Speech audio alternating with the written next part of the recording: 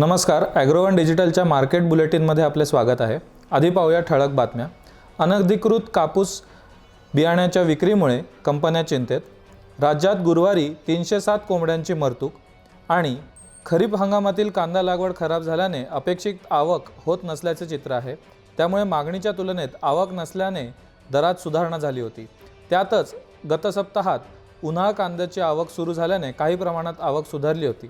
काय आहे कांदा बाजाराचे चित्र पाहूया आजच्या मोठ्या बातमीत। आता पाहूया सविस्तर बातम्या। पुढच्या खरीप हंगामाची तयारी लवकरच सुरू होणार आहे। अशातच कापूस उत्पादक पट्ट्यात अनधिकृत कापसाच्या बियाण्याची विक्री होत आहे। बॉलगार्ड 3 हे अनधिकृत कापसाच्या बियाणे शेतकरी पेरणीच्या वेळेस घेतील याची चिंता शेतकरी नेत्यांना आणि मुख्य म्हणजे बियाणे कंपन्यांना लागली आहे। यंदा देश पातळीवर एकूण लागवडीपैकी 10 ते 15% अनधिकृत बियाणे वापरले जाण्याचे अंदाज असून गेल्या वर्षीच्या तुलनेत मोठी वाढ असल्याची भीती व्यक्त केली जात आहे। शासनातर्फे या खरीप हंगामात हमी भावात खरेदी होत आहे। 25 फेब्रुवारीपर्यंत भाताची खरेदी 662 लाख टन झाली होती। ती गेल्या वर्षी या दिवसापर्यंत झालेल्या खरेदीपेक्षा 16% अधिक आहे। डाळी व तेल बियांची खरेदी करण्याची सुद्धा राज्य शासनाची अनुमती आहे। कापसाची खरेदी सुद्धा चालू आहे। 24 फेब्रुवारी रोजी शासनाने प्रमुख पिकांच्या उत्पादनाचे अंदाज प्रसिद्ध केले होते।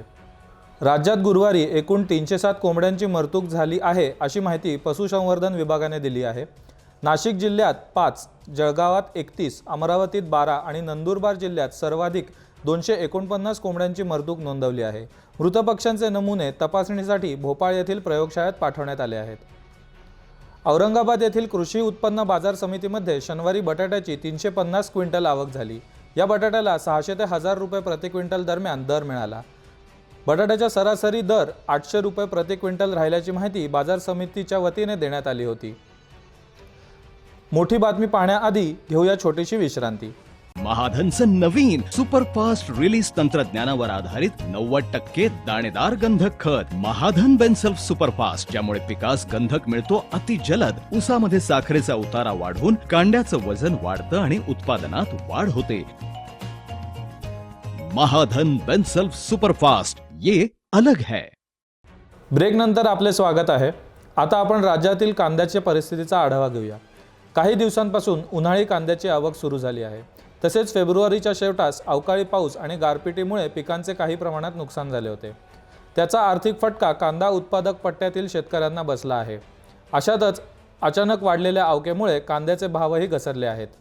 कांद्याची मुख्य बाजारपेठ लासलगाव येथे गेल्या 7 दिवसात दर 40% पडले आहेत। सरकारी आकडेवारीनुसार लासलगावात कांद्याचे दर 2000 रुपयांच्या जवळपास आहेत। नाशिक बाजारात कांद्याचे दर तब्बल 1000 रुपयांनी घसरले। पिंपळगाव बसमतमध्येही उन्हाळ कांद्याचे दर 1800 रुपयांनी घटल्याचे आहेत।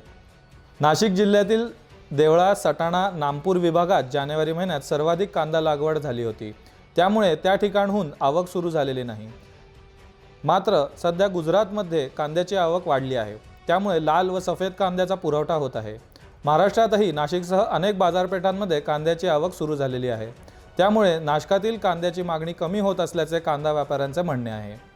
आज ॲग्रोवनच्या मार्केट बुलेटिनमध्ये आपण इथेच थांबत आहोत। अधिक माहितीसाठी आमच्या फेसबुक पेजला लाईक करा आणि यूट्यूब चॅनलला सबस्क्राईब करा।